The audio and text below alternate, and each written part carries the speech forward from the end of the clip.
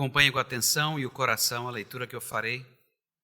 Segunda carta de Paulo aos Coríntios, capítulo 5, versos de 1 a 10. A palavra de Deus diz assim: Sabemos que, se a nossa casa terrestre deste tabernáculo se desfizer, temos da parte de Deus um edifício, casa não feita por mãos, eterna nos céus. E por isso, nesta casa terrestre gememos, aspirando por sermos revestidos da nossa habitação celestial.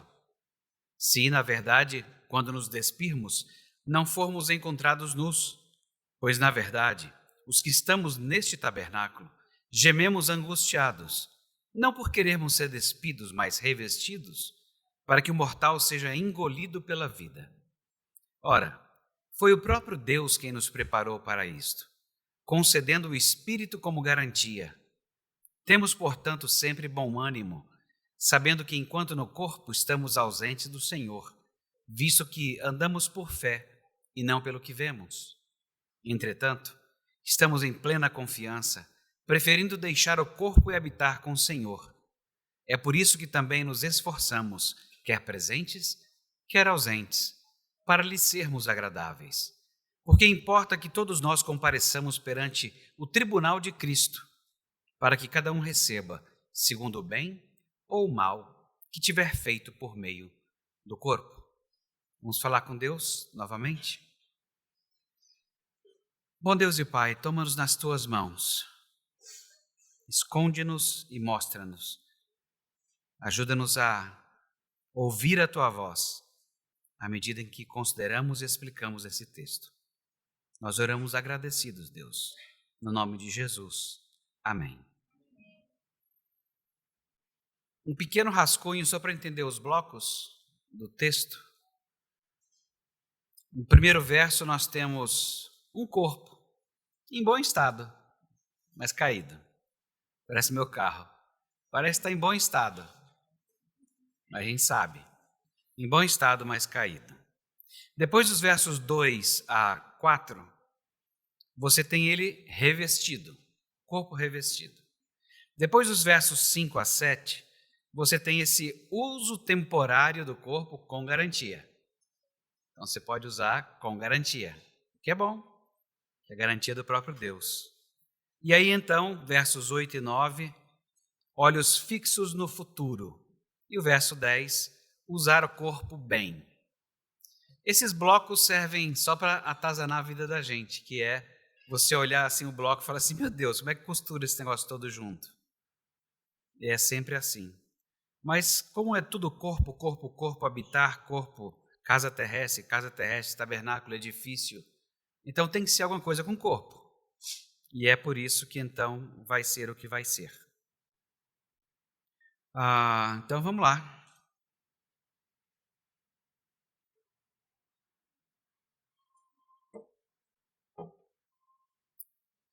Quase todo serviço, porque tem serviço que não é prestado com garantia. Código de Defesa do Consumidor no lixo. Mas quase todo serviço prestado oferece garantia. E ela tem um prazo de validade. Geralmente, por causa do Código do Consumidor, 3 meses, pelo menos. Se for alguma loja de marca, a garantia pode ser de 1 ano. Mas se você pagar um pouco mais, dá para estender. Com mais 1 ano ou mais, tudo depende do seu bolso. O seu bolso é o limite. Bem, o caso é que quando você tem esse tipo de garantia, você sabe que de algum modo você está contribuindo para que essa garantia aconteça.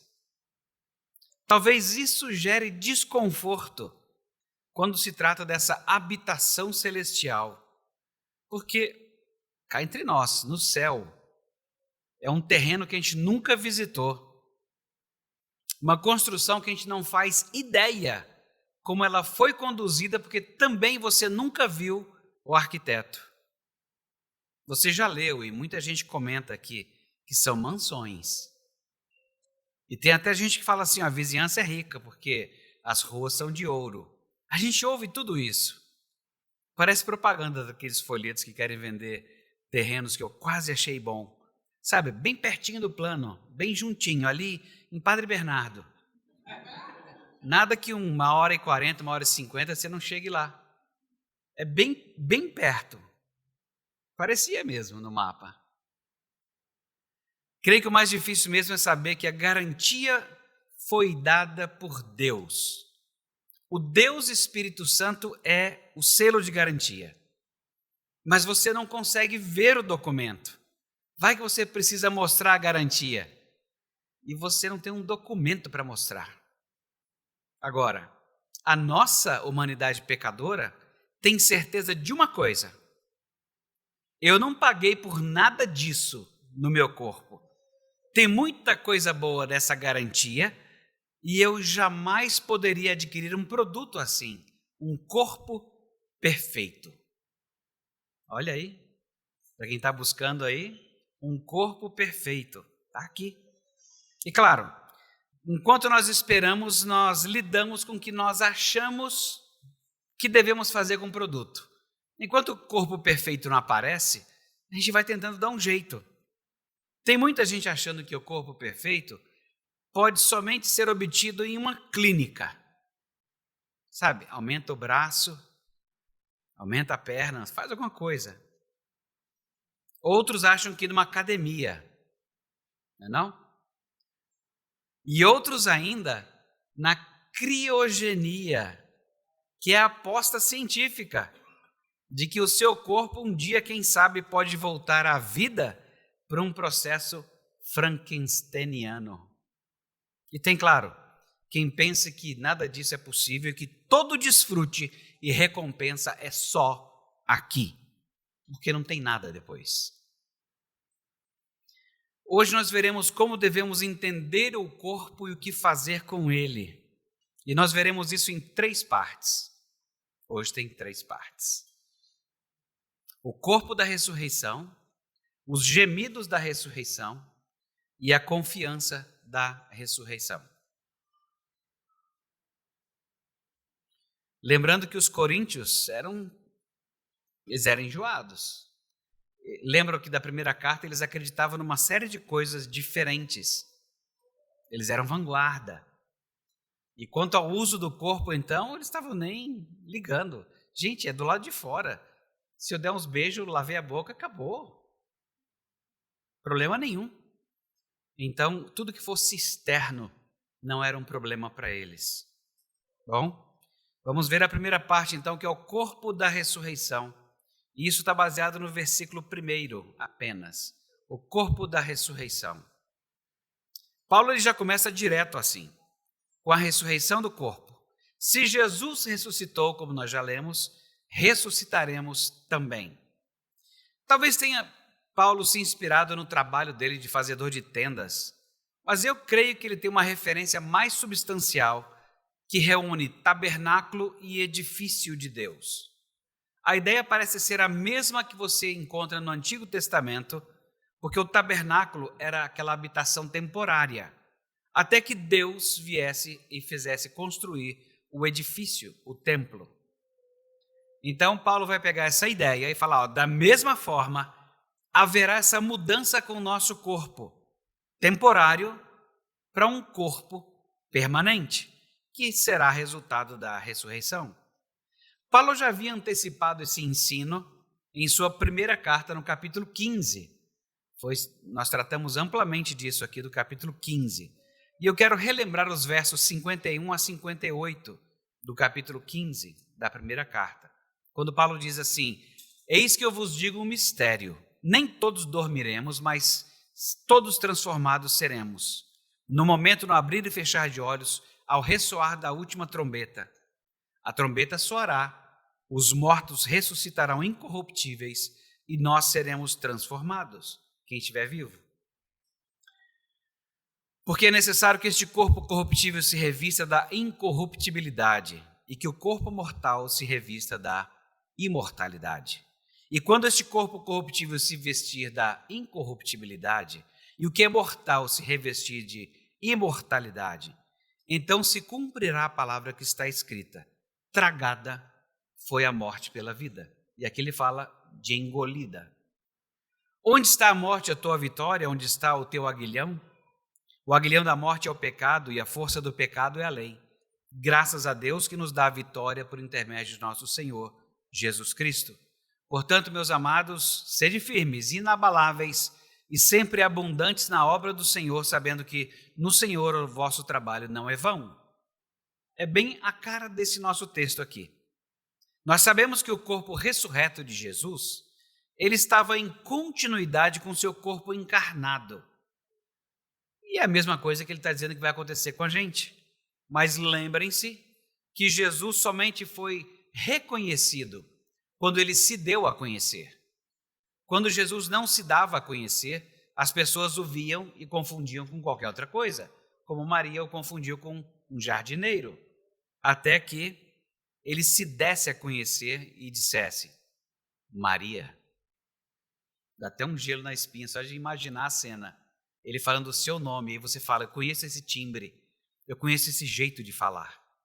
Ou então, depois de explicar as Escrituras e partir o pão com aqueles 2 discípulos, então ele se dá a conhecer.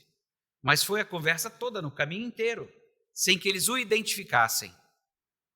Então, como é isso? Eu não sei. Tem muita gente se perguntando coisas importantes acerca da ressurreição. Perguntas do tipo: será que meu cabelo será melhor? Será que finalmente eu terei pernas mais altas? Será que meu estômago estilo Tom Cruise será mais discreto? Será que meus lábios serão mais grossos? E à medida que a gente envelhece, vai virando uma linha, né? É engraçado demais. Se você não tem, vai ficar com menos. Se você tem bastante, fica com quase nada. E assim segue a vida, não sei porquê. Mas eu estou preocupado com isso na ressurreição. Como será que vai ser, né? Cabelos, barbas, tamanhos? Bom, a gente pode também discutir outras coisas igualmente importantes, que é a continuidade do corpo de Jesus aponta que haverá um tipo de continuidade naquilo que nós somos, mas que nós sequer conseguimos imaginar como. Assim como nós não identificaríamos a beleza exuberante de uma planta ou árvore ao simplesmente olhar para uma semente, nós não conseguimos imaginar como vai ser o nosso corpo. Apenas sabemos que vai haver uma continuidade, como com Jesus, que disse: olha, ele poderia ficar sem marcas, mas ele falou: mas vai ter a marca nas mãos, nos pés e no lado. Ele manteve. Então tem uma continuidade interessante aí. Na verdade, o ponto mais importante da continuidade não é levantar essas curiosidades, mas afirmar algo sobre o corpo. Isso é o que tem de mais importante que Paulo está fazendo aqui. Quando ele diz isso, ele está afirmando a bondade da criação física de Deus. Lembre-se, Coríntios e muita gente hoje não acha importante o corpo. E nós vamos fazendo isso a conta-gota a tal ponto que as pessoas conseguem separar hoje o que é corpo e o que é embrião. O que é gente ou o que é só um corpo. Se nós conseguimos chegar nesse ponto, é porque isso já vai sendo trabalhando na gente há muito tempo. E Deus está afirmando aqui que é o mais importante nessa continuidade é que Deus criou um corpo para nós. Jesus Cristo encarnou com um corpo, ressuscitou tendo um corpo. É porque Deus dá muito valor a isso. Porque na bondade dele, quando ele viu que tudo era muito bom, ele está dizendo: olha, ter um corpo é bom e é importante. Então, coríntios, semeadores, cristãos de quaisquer lugares, o corpo importa. E o que você faz no corpo importa também. Por isso Deus o criou, homem e mulher os criou, com qualidades tão impressionantes que ao final viu que era muito bom. O corpo humano para todos, não é só para médicos não, para todos possui qualidades impressionantes. De forma que somos sempre prova viva da sabedoria de Deus, como escreveu Wayne Grudem. Nós somos prova viva da sabedoria de Deus. É tudo muito impressionante. E Deus não destruirá este corpo, Ele o transformará para estarem de acordo com novos céus e nova terra. Paulo ele estava confiante de que as coisas que ele estava experimentando, doença, machucados, envelhecimento, não alteravam a verdade de que ele está sendo renovado dia após dia. Um edifício de Deus, uma habitação eterna nos céus. Eu fico olhando para isso e falo assim, Deus, eu quero entender desse jeito aí também, o tempo todo. As coisas acontecendo, envelhecimento, machucado, doença, e falo assim, vocês vieram me visitar no hospital, não é? Estou louvando a Deus aqui porque eu estou sendo renovado todo dia. Vocês não estão vendo, mas Deus disse que está fazendo isso. Fica tranquilo. E se eu morrer, é só indo para a habitação celestial. Fiquem tranquilos. É isso que ele está fazendo. A ressurreição, a gente já aprendeu na Escritura, que ela vai acontecer somente quando Jesus voltar. Mas o poder dela já começou a atuar no nosso corpo. Que mesmo no estado em que o nosso corpo está, ele testemunha a bondade da criação física de Deus. Então, desse primeiro ponto o corpo importa e o nosso corpo manifesta a glória de Deus. Então, quando nós lermos o Salmo 19 de novo, em que ele olha para os céus e fala assim, rapaz, os céus manifestam a tua glória, Senhor. Então, tudo que Deus criou manifesta a glória dele. E por um mero detalhe, ele nos criou também. Isso significa que contemplar qualquer corpo é contemplar parte da glória de Deus. Então, ele quer que a gente saiba disso. O corpo importa e o nosso corpo manifesta a glória de Deus. Mas o nosso corpo não é só isso, uma coisa bonitinha, horrível, tanto faz. Ele manifesta a glória de Deus. A gente que tem os critérios estéticos, né, de achar bom, bonito, feio, mas se você prestar atenção, tudo funciona igual. Se você acha uma outra pessoa mais bonita do que você, assim, olhando por dentro, é aquilo que ninguém quer ouvir, né? Olhando por dentro é todo mundo igual. Talvez até um estômago mais limpinho do que o outro, sei lá, menos ácido, talvez. Mas talvez o excesso de ácido no estômago da gente seja isso que a gente leu da Escritura. Tem coisas que a gente passa e sofre, que a gente faz o corpo sofrer. Então tem uma ligação interessante entre o corpo e o modo como você entende as coisas, o modo como você acredita nas coisas.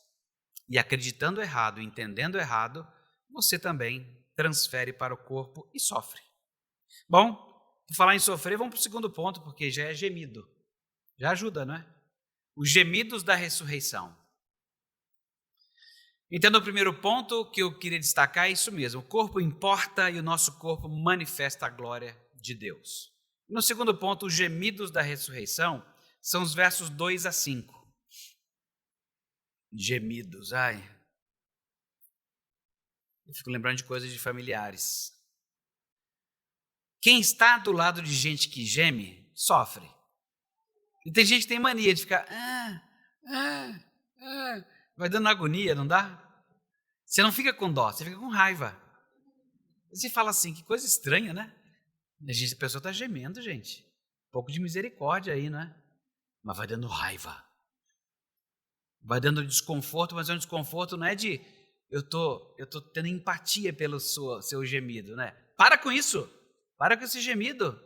A gente fica muito nervoso com essa história. Quer dizer, talvez alguns não fiquem. Mas gemidos são incômodos. Parece não ter fim e eles informam um desconforto tão grande. E é interessante que, em lugar de despertar essa empatia e misericórdia, é só desconforto para quem está ao redor e irritação. É igual doença crônica, né? Quem tem doença crônica, todo mundo acostumou em casa, ninguém liga. Ele pode ser um tetraplégico. Fala, você levanta e pega. Você fica bravo com o tempo. Você não liga mais. Porque você estava vivendo aquilo todo dia. Você vai ficando bravo. Com gemido é a mesma coisa. Desperta desconforto e até irritação. Geralmente a gente não pensa no sofrimento da pessoa que gera gemidos. Nós pensamos em nós mesmos que não aguentamos ouvir gemidos. Mas eu tenho uma notícia então para você. Bem-vindo ao mundo que geme. Esse é o nosso mundo. O nosso mundo geme. Toda a criação geme e suporta angústias até agora. E conosco não é diferente. Toda a criação. Se você não viu o sol gemendo, é que você não tem ouvidos para isso. Mas Deus diz que está tudo não funcionando como devia e tudo está gemendo. E é natural que qualquer pessoa gema também. Deve ser isso, né? Gema. É. Essa expectativa de um mundo restaurado que virá com a ressurreição futura expressa-se em gemidos. Sabe aqueles gemidos saudosos, profundos? Às vezes é só uma gemidinha assim. Você está falando lá, lembra lá de Cuiabá, aquele tempo? Aí você faz assim. Sabe aquele gemido vai lá no fundo da alma? Às vezes é só isso. Interessante, eu não sei se é a mesma percepção de vocês, mas aqueles gemidos do tipo assim, Deus pode me levar. E tem esse gemido que acontece de vez em quando, né? Você está entregando os pontos. Geralmente, esses gemidos pertenciam a idosos que estavam em sofrimento, ou físico ou emocional. E aí eles falavam assim, Deus pode me levar.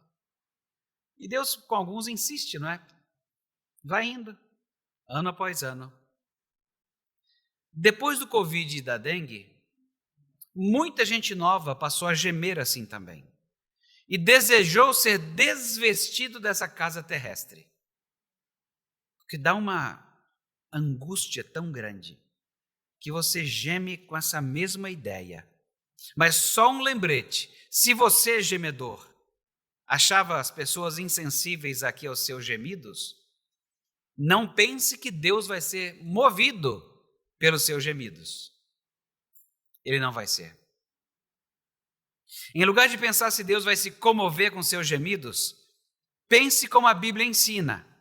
E a Bíblia ensina que você tem que estar vestido adequadamente. Que se você não estiver vestido adequadamente e aparecer na porta lá e falar assim, Deus, estou sofrendo, Deus. Eu acho que o anjo já fecha a porta e manda, acho que você errou o endereço mesmo. Eu estou vendo que você nem está vestido adequadamente, então você realmente errou o endereço, com gemido e tudo. Não vai ser ouvido. A Bíblia ensina que você tem que estar vestido adequadamente para ir para a habitação celestial. Para cobrir o nosso corpo, eu já sei que a gente usa roupa. Mas para ficar vivo e ter vida, mesmo depois da morte, que roupa que você estará usando? E não pensa naquela do caixão não, porque aquela vai ficar lá. A roupa do caixão fica lá. Que roupa que você estará usando quando você for ressuscitado? Aliás, a gente veste roupas por uma razão. Vergonha. Quando homem e mulher foram criados, eles estavam nus e não se envergonhavam. Depois de desobedecerem a Deus, o que os nudistas Adão e Eva fizeram? Se esconderam, fizeram um arranjo com folhas para cobrirem as partes. Posteriormente, Deus os vestiu com vestimenta de peles. Alguém tem que morrer para você ser coberto. Todo e qualquer relacionamento com Deus, ou todo e qualquer relacionamento que você tiver com pessoas sem Deus, traz vergonha. Mesmo quando as pessoas dizem, mas eu não sinto vergonha. Eu não estou perguntando o seu ponto de vista, estou só te contando o ponto de vista da Escritura. Deus diz que esse seria um relacionamento de vergonha. Qualquer relacionamento sem Deus traz vergonha, mesmo que as pessoas digam que não a sintam. Nesse caso, porque era para sentir. É tão assim, é o que a Escritura nos informa. Era para sentir, e tem gente que fala assim, mas eu não sinto. Assim, eu entendo, pecado tem nome mesmo. Vergonha tem a ver com estar ou não estar diante de Deus e diante da sua bênção e direção. Se há alguma coisa que Deus não está dirigindo, não tem a bênção dele, e você não está fazendo isso diante dele, na verdade todo mundo faz diante dele, mas eu estou dizendo de caso pensado, você pode saber que é uma relação de vergonha. Desde aquele momento lá no Jardim do Éden, nós precisamos estar vestidos para a vida, e é Deus quem providencia essa roupa. Enquanto nós estamos neste tabernáculo, este corpo, nós gememos. Não porque a gente quer morrer, ou como ele diz, não para sermos despidos, mas para que se manifeste a nossa roupa definitiva, para que o que é mortal seja engolido pela vida. Como eu disse, a roupa que nós usaremos depois deste tabernáculo não é aquela que você escolheu para o funeral. O que Deus verá é se você está vestido com a vida ressurreta. É como Paulo explicou aos Gálatas um dia. Todos vocês, filhos de Deus, mediante a fé em Jesus Cristo, todos que foram batizados em Cristo, de Cristo foram revestidos. É essa roupa que importa estar vestido. Ter desejo de ir para o céu não significa que nós pensamos, ou pelo menos que estamos pensando em desistir da vida por aqui. Não. Mas, por outro lado, não ter desejo de ir para o céu, porque eu quero viver muito mais a vida por aqui, isso já seria um problema. Por quê? Porque você não está orientado por aquilo que Deus disse que a gente devia se orientar, que é esse corpinho aqui, e essa vida aqui, ela é tão limitada, que se a gente não estiver aspirando, gemendo para uma habitação celestial, para estar vestido com uma roupa definitiva, então a gente está cortando umas partes da Escritura. Porque neste caso, a gente não estaria conseguindo enxergar que nada há nessa terra que seja mais desejável do que estar com Deus para sempre. E em todo caso, a gente está pensando em sair daqui agora. Às vezes a gente pensa, mas depois a gente fala assim, mas quem decide a data é Deus. Então não vou entrar nesse assunto e disputar com ele. Quem decide a data da saída desse corpo é Deus. O anseio de que Paulo trata é como o gemido pela glória futura. E é interessante porque quando você tem algo magnífico, algo impressionante, às vezes nem é magnífico, né? Às vezes é um conjunto de rock qualquer aí. Não é tão magnífico assim. Às vezes é um time de futebol que você até torce por ele, vai até o estádio. Famílias inteiras daqui vão. É impressionante. Impressionante. Aliás, eu queria informar, porque disseram aqui que o Caribe, ninguém gosta do Caribe. Eu fiz uma pesquisa. Caribe nessa Páscoa esgotou. E a fábrica da Garoto nem vai fazer mais, eles não contam. Quando eu fui à Vila Velha e fui à fábrica da Garoto, tinha gente se apertando para poder chegar no Caribe. É impressionante como algumas pessoas difamam o Caribe. É impressionante. Mas eu queria pegar essa imagem, porque essa imagem me chamou muita atenção lá na fábrica, de gente, sabe, se aboletando lá, tentando chegar no Caribe. Vou aproveitar o Caribe que já está na festa aí. É isso. Seja aquele chocolate maravilhoso Caribe, seja um show, um desfile, algo similar, você quer estar perto, você quer chegar ali, você quer ver, você quer acenar, você quer até tirar, quem sabe, uma selfie com o Caribe. Ou com a pessoa que você julga que deva, um desses jogadores famosos aí. Eu acho que o último que eu lembro famoso era o Falcão. Faz tempo, né? Acho que ele era famoso, é. Pois bem, a gente quer chegar perto, a gente quer ver. Então, esse é um assunto que, se você não está assim, na ponta dos pés, falando assim, rapaz, habitação celestial, né? Está ouvindo você falar aí, rapaz, eu não vi a hora. Eu sei que é a hora que Deus quiser, mas é muito importante isso para você regular a sua vida. Porque senão você começa a achar que o seu corpo é é para uso aqui mesmo. E é só isso que você tem nessa vida. É só esse tempo aqui mesmo. E não é. Toda a criação, e eu espero que a gente deseje entrar nesse coral junto com toda a criação, nós estamos nos amassando, empurrando um ao outro para ficar na fila da frente. A gente quer ver, a gente quer estar lá. A gente acompanha as notícias. Você abre a escritura, você quer ler isso de novo. Nós vamos para lá. Enquanto a criação toda geme, os cristãos também gemem. Gememos pela nossa adoção como filhos. E ela vai ser completada na redenção dos nossos corpos. Nós gememos por causa dessa experiência de viver com essa carne mortal pecaminosa. Mas todo esse gemer, ele deve ser positivo, porque a gente geme, mas a gente sabe que tem a garantia do Espírito Santo. Então uma gemida assim até, é diferente de uma gemida desesperada, fala assim, acho que não tem jeito, vou morrer. Assim, tá, acho que vai mesmo, um dia. Estou apostando nisso, né? Hoje tudo é aposta, né? Estamos apostando nisso. Mas a gente tem a garantia do Espírito Santo.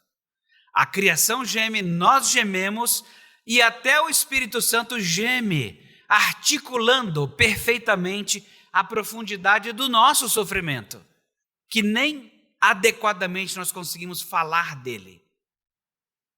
Nós sofremos, a criação sofre e até o Espírito Santo geme, articulando perfeitamente a profundidade do sofrimento. No ponto anterior, a gente viu a importância do corpo. Agora, é a importância dos gemidos do corpo. Essa frase eu gosto de dizer porque tem um monte de filme, né? Daniel Lopes, ouve essa. Ó. Daniel, nós não estamos sozinhos. Não é bonito isso? Eu gosto de ouvir isso. Nós não estamos sozinhos. E não mesmo. Nós estamos rodeados pelos gemidos solidários da criação e pelos gemidos até do Espírito Santo. Um dia, todo gemido será transformado em louvores. E o verso 4 traz uma dimensão bem interessante. Todos que estamos neste tabernáculo gememos, angustiados. Não é porque a gente quer ser despido, porque a gente quer cair fora daqui, mas é ser revestido finalmente, para que o mortal seja engolido pela vida. É isso que a gente deseja. E que nada nessa terra consegue oferecer isso. Os gemidos do cristão devem ir nessa linha. O anseio do apóstolo não era pela morte, mas de ser vestido pela habitação celestial. É diferente uma coisa da outra. Ele simplesmente deseja que o que é mortal seja engolido pela vida. E por causa da ressurreição de Cristo, essa verdade se manifestará. Mas pasmem, já começou. Já começou. Em razão do cristão ter sido revestido de Cristo, nele opera o poder da ressurreição, como mesmo Paulo ensinou em outro momento aos Efésios, dizendo assim, olha, Deus é poderoso para fazer infinitamente mais do que tudo que a gente pode imaginar, pensar, conforme o seu poder que opera em nós. Nós gememos aqui sobrecarregados, não porque a gente quer morrer, mas para que se manifeste cada vez mais a roupa que Cristo nos vestiu. Uma verdade que já começou, em que o que é mortal está sendo engolido pela vida.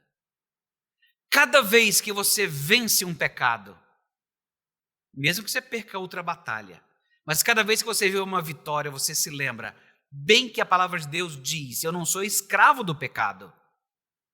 E aí você começa a ver a morte ser engolida pela vida. O comentarista Kent Hughes comenta o seguinte, o gemido de Paulo foi um presente de Deus. E é isso mesmo. Os gemidos que ele nos deixa para gemer são um presente dele, para que a gente possa expressar com clareza. Está doendo? Não está bom? Aqui não satisfaz. Deve ter outro lugar. E deve ser esse que o Senhor está dizendo. A garantia do Espírito Santo é a garantia de que a igreja, como noiva, vai estar na festa, nas bodas do Cordeiro. É isso. Essa garantia do Espírito Santo é assim, olha, é tipo você tem um convite da festa. É a garantia do Espírito Santo, você tem um convite da festa. Você vai estar lá. Na verdade, nós todos somos a noiva. Na ressurreição haverá transformação final, mas ela já começou. Relacionamentos mortos, casamentos mortos, corações cansados de derrota para o pecado, o mal batendo no peito. O poder da ressurreição já atua. Os gemidos precisam ser pela razão certa. Não é para desistir e morrer, mas para que o que é mortal seja engolido pela vida. Se é para gemer, vamos gemer. Mas para que a gente veja essa verdade aplicada enquanto nós estamos aqui, percebendo a vida que Deus faz surgir, onde agora parece reinar morte. Vocês acham que foi só Deus chamando cada um de nós para a vida, da morte para a vida? É tudo que Deus tinha para fazer com você? Chamar você da morte para a vida? Tipo, a conversão? Ele não está informando a gente o tempo inteiro que o poder dele se manifesta para vencer outras áreas onde a morte insiste em tocar? Vocês acreditam nisso mesmo? Ou acreditam só que é só a salvação e pronto? E o resto a gente vai dando uns tapas aqui e acolá e tentando sobreviver? O que ele está dizendo para a gente, que se é para gemer, vamos gemer. Mas enxergando essa verdade aqui, percebendo a vida que Deus faz surgir, onde parece reinar a morte. Você geme nesse corpo, ansiando por essa morada celestial? E mais, você está aplicando o poder da ressurreição em outras áreas da sua vida? Porque tem um poder disponível. Você não precisa preencher formulário, nada. Você precisa falar com Deus. Deus, aplica o poder da ressurreição de Jesus Cristo, teu Filho, na minha vida, especificamente neste assunto. Porque aqui está reinando morte. Aplica o poder da tua ressurreição e faz haver vida. No capítulo 10 da obra do Problema do Sofrimento do C.S. Lewis, tem um trecho em que ele diz assim, abre aspas, as escrituras e a tradição habitualmente colocam as alegrias do céu na balança em contraste com os sofrimentos na terra. E qualquer solução do problema que não faça isso, não pode ser chamada de cristã. Ponto. O que eu vou dizer agora não passa de uma simples opinião minha, de C.S. Lewis, sem a menor autoridade, mas eu submeto ao julgamento de cristãos estudiosos melhores do que eu. E ele prossegue. Em certas ocasiões, penso que não desejamos o céu, mas, mais vezes ainda, eu fico imaginando se, em nosso íntimo mais profundo, jamais desejamos outra coisa. Eu li essa frase, se dá aquela parada, né? Fala assim, acho que eu vou dar comida para os passarinhos. Aí lembrei do Fernando, falei, mas eu não tenho passarinho. Só os da natureza, né? E não era hora dos passarinhos comerem, mas eu tinha que dar comida aos passarinhos, entende? Eu tinha que sair um pouco e pensar. E falar assim, é isso mesmo.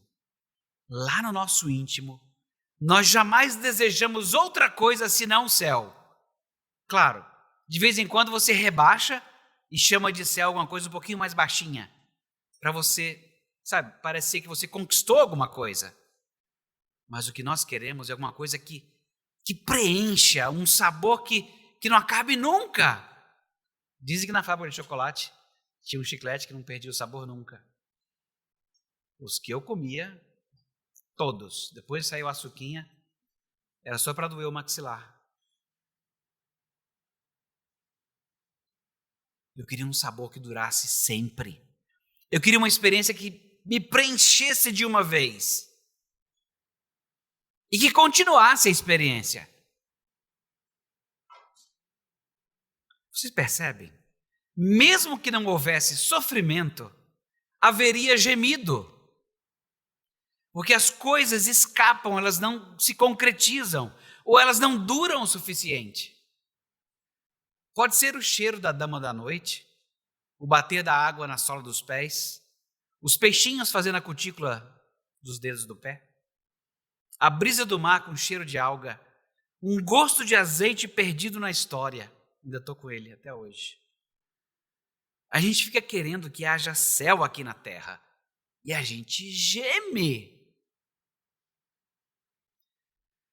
Até aqui, o corpo é importante, manifesta a glória de Deus e geme por causa das suas limitações. Mas apesar de tudo isso, o terceiro ponto, a confiança da ressurreição, os versos 6 a 10.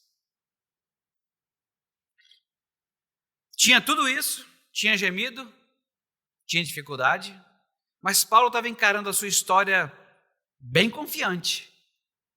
Você, rapaz, o que esse Paulo está vendo que eu não estou vendo? Mas ele diz uma frase diferentinha, estranha. Sabendo que enquanto no corpo estamos longe do Senhor, pois andamos por fé e não por vista. Esse jeito do Paulo escrever mata a gente, não é? Esquisito, né? Paulo sabia que Cristo sempre estava com ele e que ele estava em perpétua comunhão com ele, ainda mais com o selo do Espírito Santo. No entanto, a habitação de Paulo em seu corpo atual significava que, em certo sentido, ele estava longe do Senhor e da comunhão definitiva. Ok, por isso a gente geme também. Eu queria uma comunhão definitiva. Eu entendo a glória do corpo do Senhor aqui. Mas eu queria uma comunhão mais definitiva. Mas esse é o assunto do Senhor, não meu. Paulo viveu pela fé nas promessas da palavra de Deus porque nós andamos por fé e não por vista. E então Paulo volta todo o foco dele para a questão do invisível. Ele se concentrou no vindouro peso de glória, como já pregado pelo pastor Emílio, e não em suas aflições. É o peso da balança. Está pesado demais? Você fala assim, uai, ele falou que o peso de glória era mais pesado. Por que você está dizendo que o que você está passando é mais pesado? Você está olhando para algum outro lugar, ou colocando algo na balança e está desconsiderando que o peso de glória é maior. Então você está olhando para algum outro lado. É como quando Jesus diz, o meu fardo é leve, meu jugo é suave. Assim, só se for para você. Para mim está pesado. Assim, então, eu acho que Jesus está falando a verdade. Eu vou escolher aqui agora. Jesus fala a verdade, e se está pesado, é porque eu estou carregando o que eu não devia, ou realizando algo de um modo indevido. Aí fica pesado, aí fica muito difícil. Mas o que Jesus disse é isso mesmo. É leve e é suave. Se está pesado, está pegando um peso que você não devia. Pensa nisso. Sabe, Paulo não estava preocupado com o fato de ele estar definhando, porque ele via o invisível. A sua natureza interior estava passando por uma renovação diária. E esse exercício de fé é o que controlava a vida de Paulo. E é o que eu espero que controle a sua vida também. A sua preferência era de estar com Cristo. Aí no verso 8, estamos em plena confiança, preferindo deixar o corpo e habitar com o Senhor. Agora, nós compreenderemos mal se concebermos esse desejo de Paulo em termos meramente de localização, aqui ou lá. O que ele desejava era uma comunhão definitiva com o Senhor. Certamente em seu corpo terreno ele conheceu o Senhor, como todo crente conhece. Mas estar em casa com o Senhor envolve uma comunhão plena e aquele intercâmbio ao vivo, não tem nada online. De certo modo, a nossa comunhão é online, né, ainda com Deus. Não é online, mas é esquisito, é parecido com online. E a gente quer falar assim, eu quero Jesus aqui na minha frente, conversando com a gente, eu quero desse jeito. Ele falou assim, vai ser assim, mas ainda não. Paulo vê isso em seu futuro e, portanto, ele anseia por um corpo ressurreto, quando ele vai estar em casa com o Senhor. Veja, Paulo ele já deixou claro várias vezes que ele não queria uma vida prolongada nessa terra. E ele disse aos filipenses uma vez, o meu desejo é partir e estar com Cristo, que é muito melhor. Eu diria essa frase também. Mas quanto mais essa convicção aumenta, mais os nossos valores e desejos mudam nessa terra. Essa esperança dessa comunhão iminente com Cristo evoca em nós essa vontade contínua de agradá-lo. E aí vai falar de novo como Paulo, eu já não sei mais o que escolher, eu quero estar com o Senhor, mas se estando aqui, trabalhando e agradando o Senhor, isso também é bom para o Evangelho, eu já não sei o que escolher. Quer estejamos em casa ou fora, nós temos como objetivo agradá-lo. Jesus é o Deus eterno que nos amou, morreu em nosso lugar, ressuscitou ao terceiro dia e preparou para nós um corpo ressurreto para toda a eternidade. O nosso objetivo, seja aqui ou lá, é agradá-lo.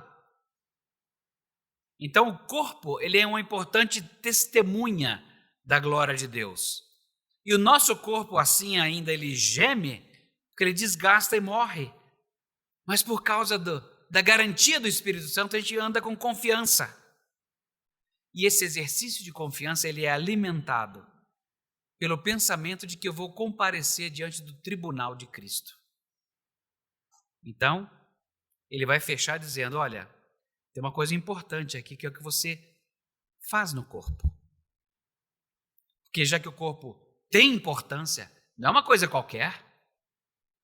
Então, o que você faz no corpo? Nesse tribunal cósmico de Cristo, cada filho de Deus prestará contas completas do que fez no corpo, nesse tabernáculo dessa vida. Se a obra sobre a qual nós construímos o alicerce ficar de pé, vai receber uma recompensa. Se queimar, aí você fala assim, está dizendo que o crente agora se queimar lascou? Não, se queimar, queimou. Sofrerá prejuízo, vai ser salvo, mas como Paulo disse na primeira carta, como pelo fogo. Deus sabe quem está tentando agradá-lo, de verdade. Não é que nem assim, eu fico imaginando, em algumas casas, talvez lá em casa não é assim, mas eu imagino algumas casas que quando os filhos têm que fazer alguma coisa e ficam enrolando, e quando ouvem passos, dá aquela mexida rápida, sabe? E às vezes você pega só o reflexo assim, da mexida rápida, é muito legal. É bem divertido. Deus sabe quem faz isso. Jesus está voltando, cara. Vamos fazer um negócio aí. Eu queria falar de Jesus para você. Não, você já é crente, né? Rapaz, tem que achar alguém para falar de Jesus. Então, se dá aquela mexida assim, começa a fazer alguma coisa, vou arrumar minha vida, tomar umas decisões aí.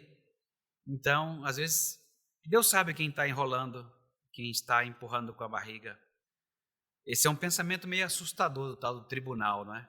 Mas Paulo ele está confiante porque ele estabeleceu como objetivo agradar a Deus enquanto estava no seu corpo terreno. Estabeleça esse objetivo e está tudo bem. Você está pensando nisso? É isso que habita seu coração? Ou seu coração já foi amassado bastante para achar que o que acontece na terra, fica na terra? Você está chamando a terra de uma grande Vegas? O que acontece na terra, fica na terra. Está aí um slogan que não vai colar. Fala assim, então, eu mandei gente para pregar o evangelho para dizer exatamente isso. Importa o que você faz na terra. Nesta Páscoa, lembre-se de que o que está diante de nós é a futura ressurreição dos nossos corpos. Por isso gememos com expectativa por nossos corpos ressurretos. Gememos por aquele dia em que nós vamos ser libertos definitivamente da vergonha e da nudez. embora já estejamos revestidos de Cristo. Nós andamos pelo que aprendemos, pela fé, não pelo que a gente vê. E é interessante que mesmo sem ver, nós vemos o que muitos não estão vendo. A Beth, ela sempre contava uma história de um senhor lá de Santo André. Ele era cego. Ele era adolescente e ficava dando risada do senhor. Esses adolescentes são terríveis, né? Beth é adolescente, dando risada de um cego. Veja se pode. E por quê? Porque ele falava, sabe essa frase assim? Obrigado, Senhor, porque o Senhor abriu meus olhos e agora eu vejo. E todo mundo... Ele continuava cego. Mas essa é a parte interessante. Mesmo uma pessoa cega enxerga essa verdade. O que faz com que aqueles que enxergam e não veem essa verdade, de fato, cegos. Nós andamos pela fé e não por vista. O nosso objetivo é agradá-lo porque o julgamento está chegando. E a Páscoa, então, vai fazer-nos considerar nessa noite que o corpo é importante e é testemunha da glória de Deus, que nós gememos mesmo pelo que acontece no corpo e nessa terra, irmanados com toda a criação e até mesmo com o Espírito Santo, que nos ajuda com o gemido. Podia chegar e falar assim: sou o Espírito Santo, eu vou parar com o seu gemido. Ele senta com a gente e geme. Ele fala assim: você não está gemendo direito.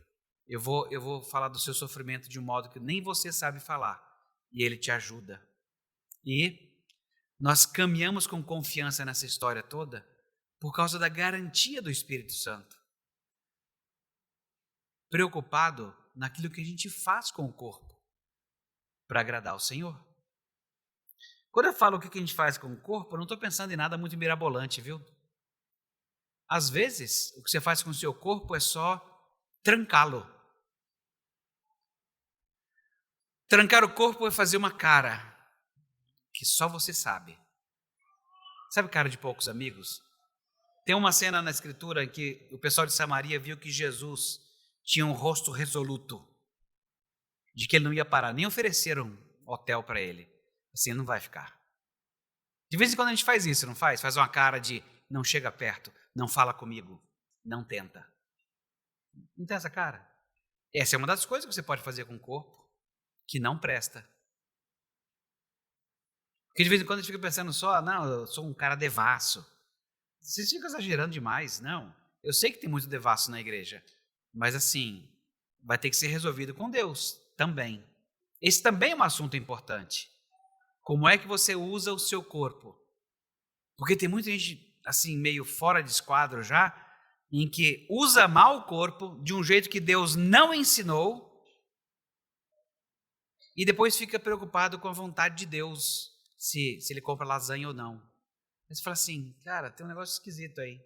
Você está preocupado se é vontade de Deus você comer lasanha ou não, exagerar na lasanha, mas você não está preocupado com certas decisões com o seu corpo, que Deus já deixou bem claro que você deveria fazer. Então, assim, pode ser assuntos como esse, pode ser até o assunto de comer. Porque se tem uma coisa que a gente sabe fazer bem é estragar-se. E a gente tem a ajuda medonha de tudo ao redor. Eu estava ouvindo uma filha falando para mim de como que as coisas ultraprocessadas acabam com a sua vida. Eu quase chorei. Mas não foi de choro de medo, de nada. De chateação. Porque as coisas ultraprocessadas são maravilhosas. E ela estava acabando com a minha vida, querendo me dar coisa saudável. Eu falei: que história é essa? Vou te tirar dessa faculdade agora. Eu fiquei irritado, porque não é assim. O ultraprocessado chegou para ficar. É mais barato. Entendeu? Faz em escala. Para que se preocupar com o corpo? Pode ser isso. Na área alimentar, a gente sofre muito com o corpo. Ou com decisões, em que as coisas vão envenenando o corpo. O corpo é importante e testemunha a glória de Deus. É melhor você começar a pensar, em vez de ficar pensando no regime em si, é inútil isso aí. Pensa que o seu corpo é para a glória de Deus. Quando isso tomar conta do seu coração, o resto vai ficar mais fácil. Porque você não tem que fazer o regime para provar para os seus parentes que você consegue, porque os parentes estão só apostando que você vai parar. É que nem quando você fala assim, vou fazer natação de manhã, de madrugada, 6 da manhã. Aí alguém da família já fala assim, não dura um mês. E aí você vai chateado, pelo menos um mês, para poder passar aquele mês. E aí para num mês e um. A gente é terrível. Então, pensa nisso primeiro. O corpo é importante e testemunha a glória de Deus. A gente começa daqui. A gente geme. Não, o assunto tem que ser cortado, parar de gemer. Não. Gemer aqui é o que deve acontecer. Porque as coisas são limitadas. Elas não oferecem aquilo que você deseja e precisa. E agora, pode andar com confiança, que o Espírito Santo garante. Só busca agradar o Senhor em tudo que você faz no corpo. Aí os outros assuntos vão se encaixar melhor. Vamos pedir ajuda a Deus? Bom Deus e Pai, bendito seja o teu santo nome. Obrigado pelo teu Filho Jesus Cristo, que comeu conosco, habitou conosco, foi tentado em todas as coisas, mas não pecou. Ele sabe o que nós passamos. Ele sabe o que é passar por essa limitação. Ele sabe até mesmo o que foi ser abandonado pelo Senhor. Até a situação de abandono, Ele conhece bem o que nós passamos. Ajuda-nos, Senhor. Ajuda-nos a nos aproximar de Ti com mais confiança no Teu poder, que foi manifesto na ressurreição de Teu Filho. E cada um de nós a quem o Senhor chamou, o Senhor nos revestiu dele, com toda a vitória que Ele conquistou. Fortalece a nossa fé, Senhor, a fim de que a gente possa confiar de tal maneira no Teu poder, que comece a haver lugares em que havia morte, haver vida. Ajuda-nos nisso. Nós oramos agradecidos no nome de Jesus. Amém.